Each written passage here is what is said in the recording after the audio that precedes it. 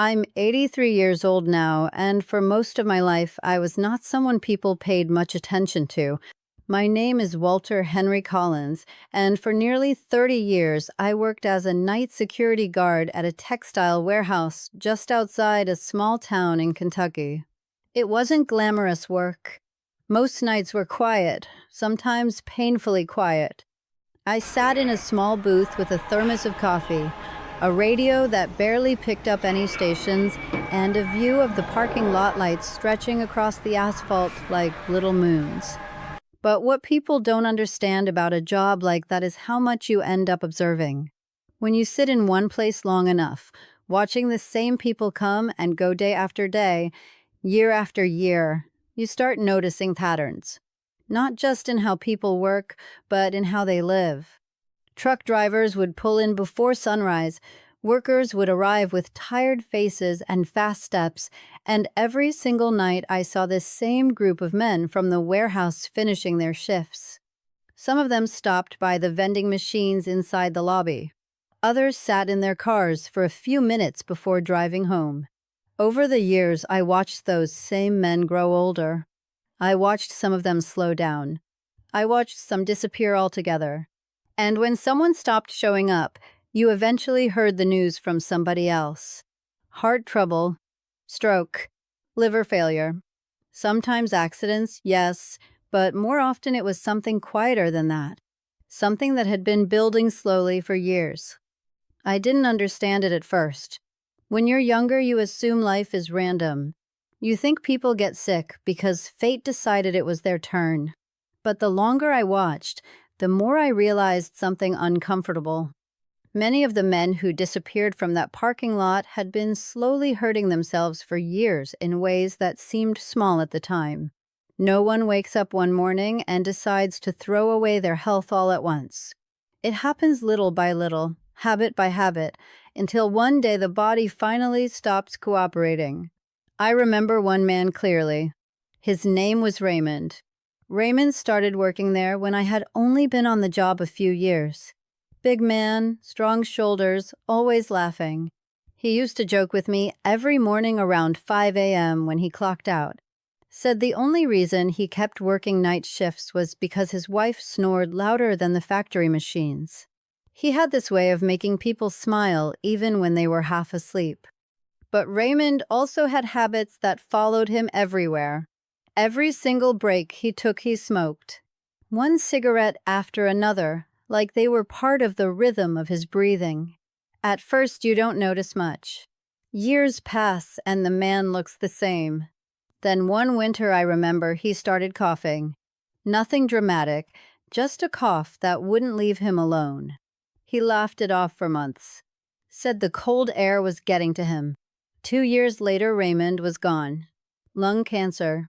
That's what the supervisor told me one morning while signing the night log. Raymond had known something was wrong long before he saw a doctor. Everyone could see it in the way he moved, the way he breathed. But he kept telling himself it would pass. People do that more often than you'd think. They ignore the little signals their bodies send out like warning bells in the distance. Watching things like that changes the way you see your own life. It certainly changed mine. There was a time when I lived the same way many of those men did. I ate whatever was cheap and easy during the night shift.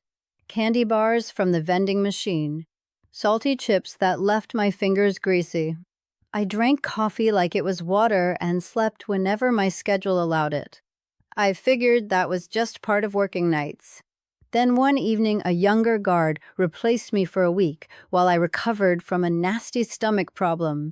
Doctor said it wasn't serious, but he looked at my chart and asked me something that stuck in my head. He said, "Walter, do you want to spend the next 20 years fixing problems or preventing them?" That question followed me home that night. I sat in my kitchen looking at the food in my cupboards. Boxes, cans, packages full of things I didn't even recognize anymore. My wife, Margaret, used to cook real meals when she was alive. After she passed, I had slowly replaced those meals with convenience. It wasn't something I noticed happening. It just happened. So I started paying attention. The first thing I changed was what I put into my body. I began bringing simple food to work instead of grabbing snacks from the machines. Apples, sandwiches, hard-boiled eggs. Nothing fancy, just things that actually resembled food instead of chemistry projects. At first it felt strange, like I was making unnecessary trouble for myself. But after a few months, something surprising happened. I had more energy during my shifts. I wasn't crashing halfway through the night. And I noticed something else. The men who still looked strong in their 60s were often the same men who ate the simplest meals. Rice, beans, home cooking packed in metal lunchboxes. They weren't chasing the newest diet trend. They were just eating food their grandparents would recognize. Another change came slowly, and I didn't even realize how important it was until much later. For years after Margaret died, I carried a lot of quiet grief inside me. I didn't talk about it. Men from my generation weren't taught to do that. We kept our emotions locked up like tools in a shed nobody opened. But grief doesn't disappear just because you ignore it. Some nights during those long quiet shifts, I would find myself staring at the empty parking lot thinking about all the things I never said while she was alive. Words get heavy when you carry them around too long. Eventually, they start pressing on your chest. One evening, an older truck driver named Luis sat with me for a while during his break. He told me stories about his family back in Arizona, about losing his brother years earlier. The way he talked about it was calm, open, almost peaceful. I remember asking him how he could speak about something painful without shutting down. He shrugged and said something simple. He said pain doesn't shrink until you give it some air. That conversation changed more than I expected. After that night, I started talking about Margaret sometimes when coworkers asked about my past. Not long speeches, just small memories. And strangely enough, every time I spoke about her, it felt like a little bit of weight lifted from my shoulders. You wouldn't think something as small as speaking honestly could affect your health, but I believe it does. The body holds tension the way a rope holds knots. The more knots you carry, the harder it becomes to move freely. Sleep was another battle I had to learn to fight differently. Working nights can scramble your mind if you're not careful.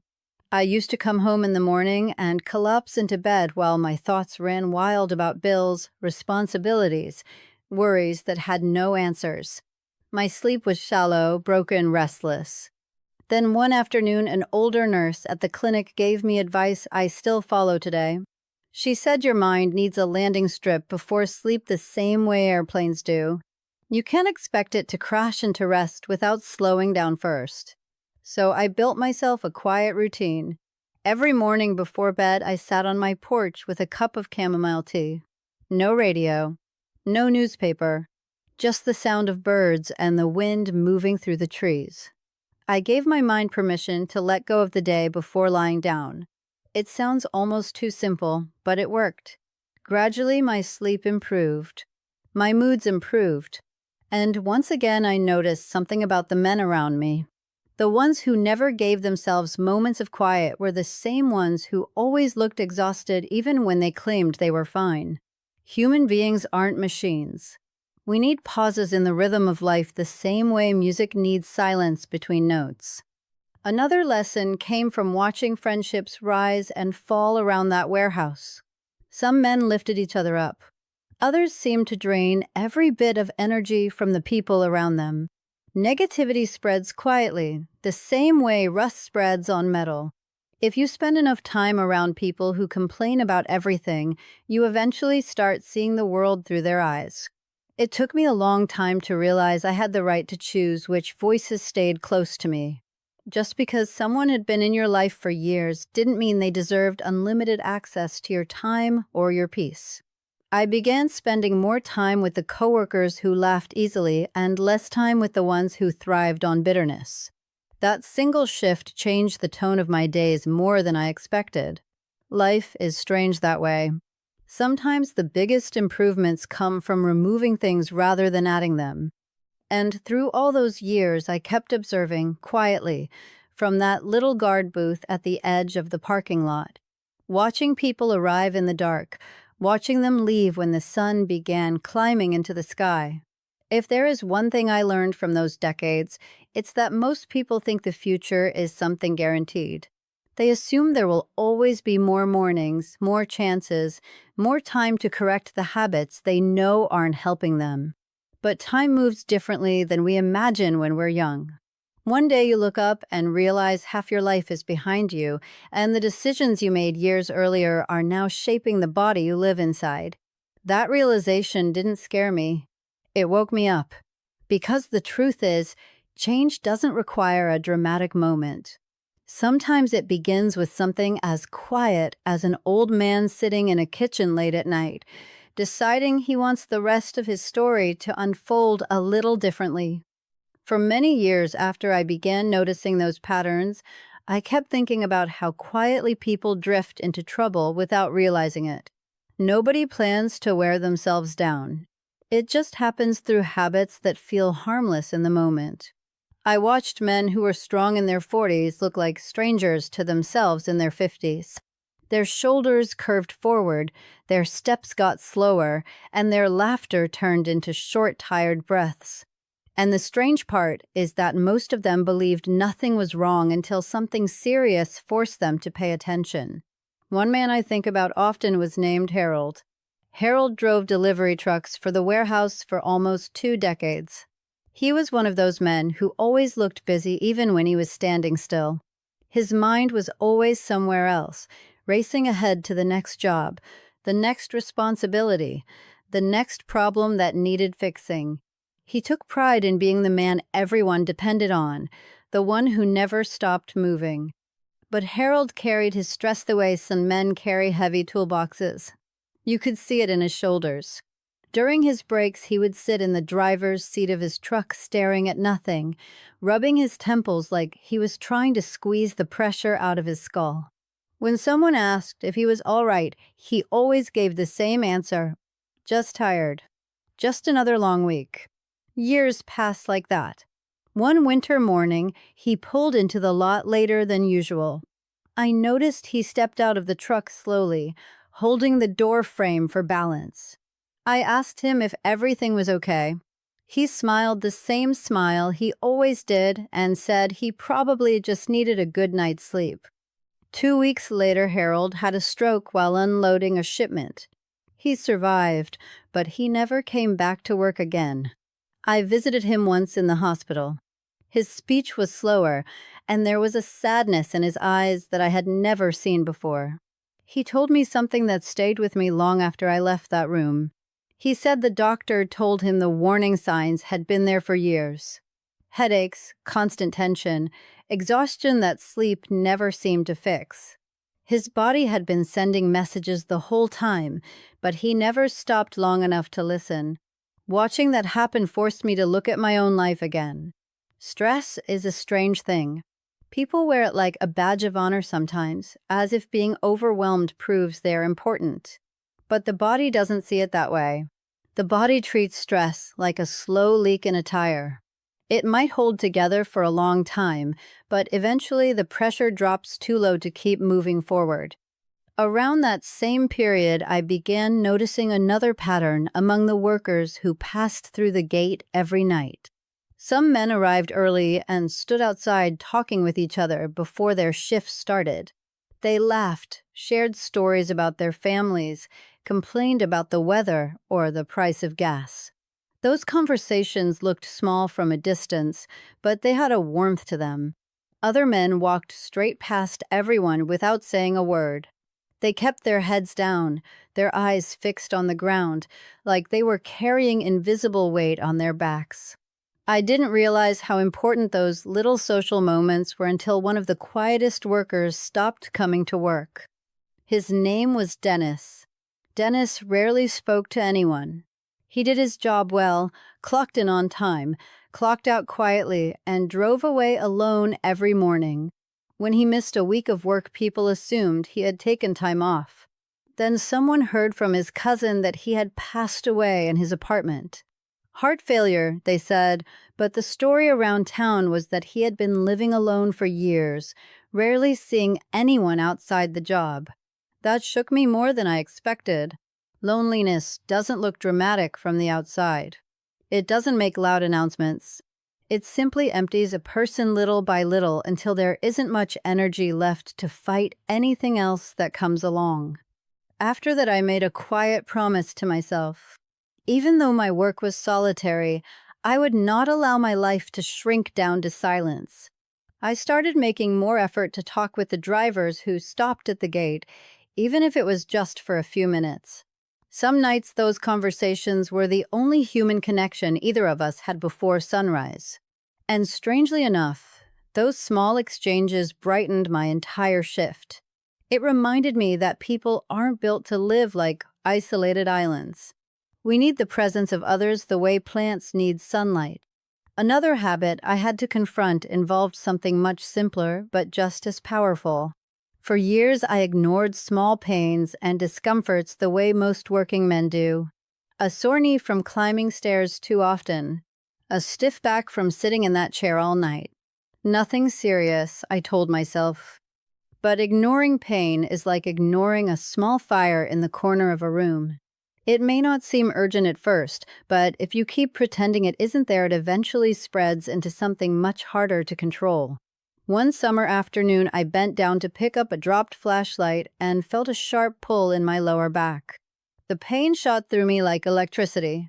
For the first time in years, I had to call someone to cover my shift because I couldn't sit upright without wincing. The doctor I visited that week looked over my posture and shook his head gently. He told me my body had been compensating for years of strain. Nothing catastrophic had happened in that moment. The injury was simply the final straw after too many smaller warnings. That conversation changed the way I treated my body. I started stretching every morning before work. I walked around the parking lot during slow hours instead of sitting in the chair all night. None of it was dramatic exercise, just simple movement to remind my joints they were still meant to move. What surprised me most was how quickly those small adjustments improved the way I felt. My back loosened. My energy rose. Even my mood improved during those long, quiet hours before dawn. And once again, I noticed the difference among the men who passed by my booth. The ones who stayed active, even in small ways, carried themselves differently. Their steps were steadier. Their voices were stronger. The human body is remarkably forgiving when you give it even a little attention. There was also a lesson I learned from watching people chase comfort in ways that never truly satisfied them. Every payday, a few workers would stop by the convenience store across the street before heading home. New gadgets, lottery tickets, cases of beer, things that promised quick happiness. At first it looked harmless. Everyone deserves a treat now and then. But for some of them, those purchases became a routine that never ended. The excitement of buying something new lasted only until the next bill arrived or the next problem appeared. I remember a younger worker once telling me he planned to buy a new car because he felt miserable driving his old one. A year later, he was still miserable, only now he was buried under payments that kept him working overtime every week. Watching those patterns unfold taught me something uncomfortable about human nature. Many of us try to solve emotional problems with material solutions. We buy something hoping it will quiet the restlessness inside us, but the relief fades quickly because the real hunger was never about objects. During the years after my wife passed away, I felt that same temptation. Empty houses can make people do strange things. For a while, I found myself wandering through hardware stores and department aisles just to feel busy. I bought tools I barely used, decorations I didn't need. Eventually, I realized I wasn't searching for things. I was searching for purpose. That realization forced me to ask a difficult question. What actually makes a day feel meaningful? The answer turned out to be simpler than I expected. Meaning usually comes from usefulness. Helping someone, fixing something broken, sharing time with another person. Once I started focusing on those things, the urge to fill my house with unnecessary purchases slowly disappeared. Through all of this, the years kept passing the way they always do, quietly and without warning. Men retired. New workers arrived. The parking lot lights flickered on every evening just as they had the day I first started the job. And somewhere along the way, I realized that life had been teaching me lessons the entire time. Not through dramatic events, but through observation. Watching how small choices repeated day after day eventually shape the path a person walks. Most people never notice those patterns until something forces them to stop and look back. By the time I reached my 70s, the parking lot outside that warehouse had become a place full of memories. Every corner reminded me of someone who used to pass through those gates.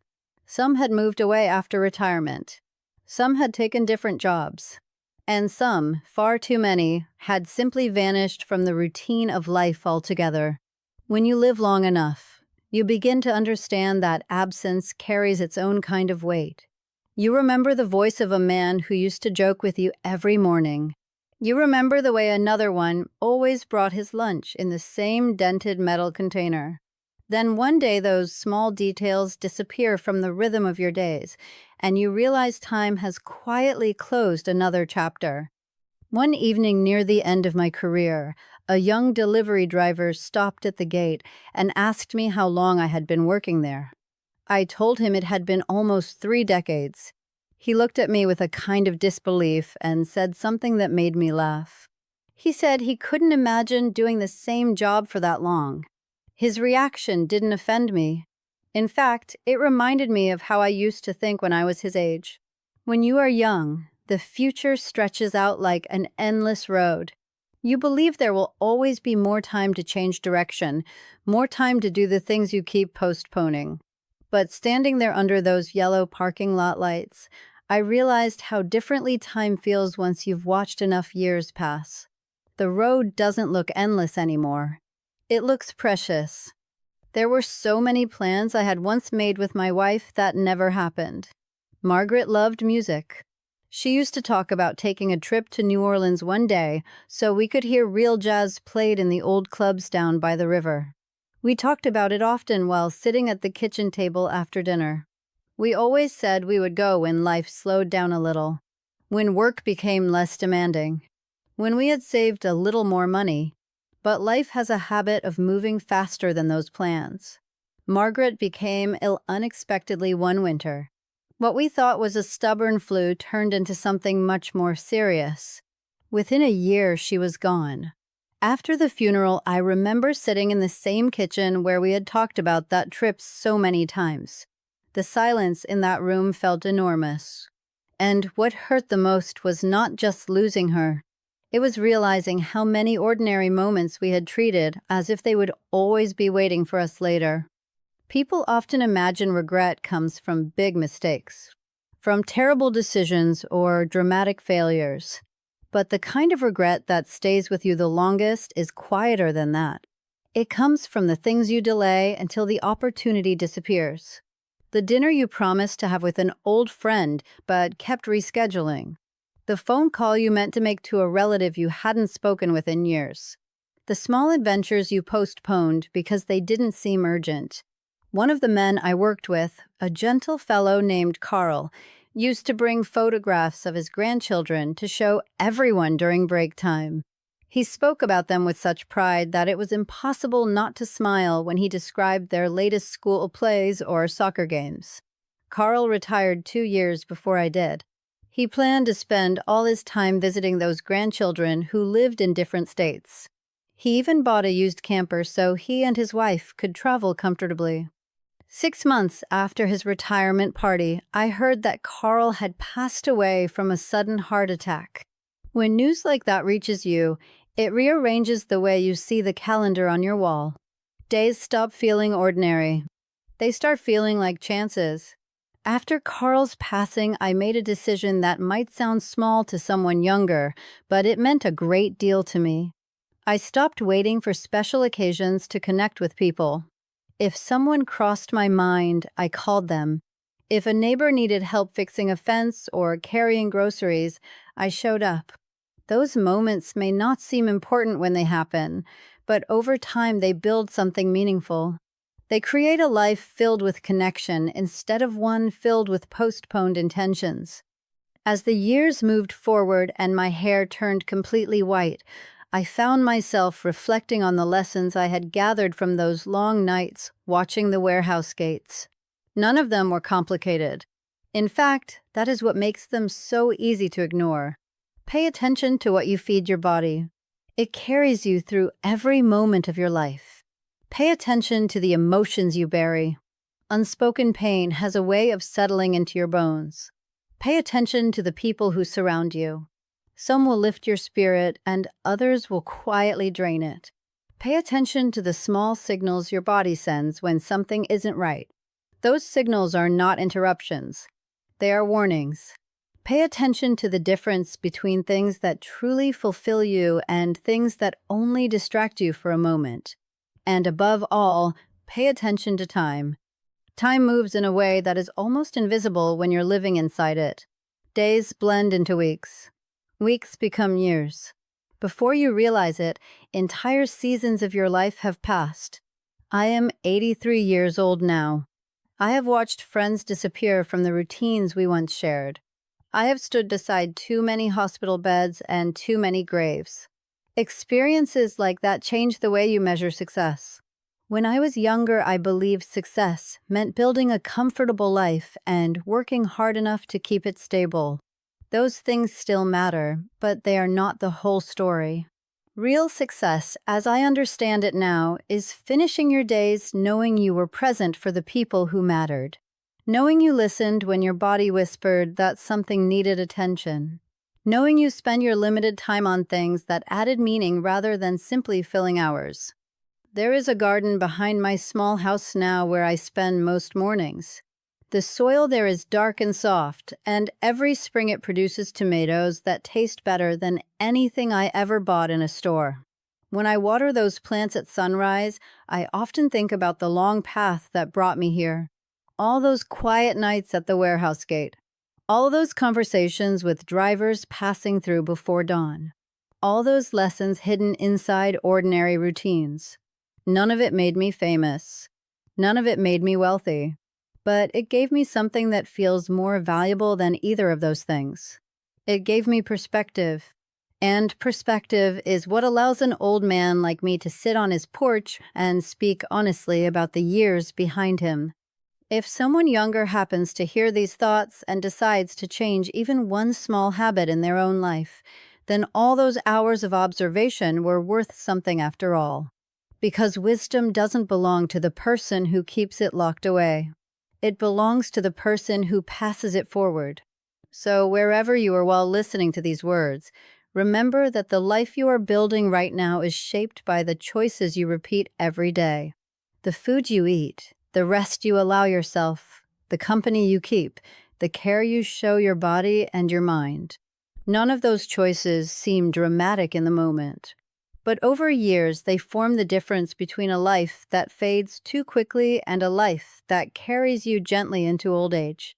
I can't promise anyone a certain number of years. No one has that kind of power. But I can promise that paying attention to the simple things will give those years a better chance to unfold with strength and clarity. Now I have said everything I came here to say. The sun is already climbing higher over my garden, and those tomato plants won't water themselves.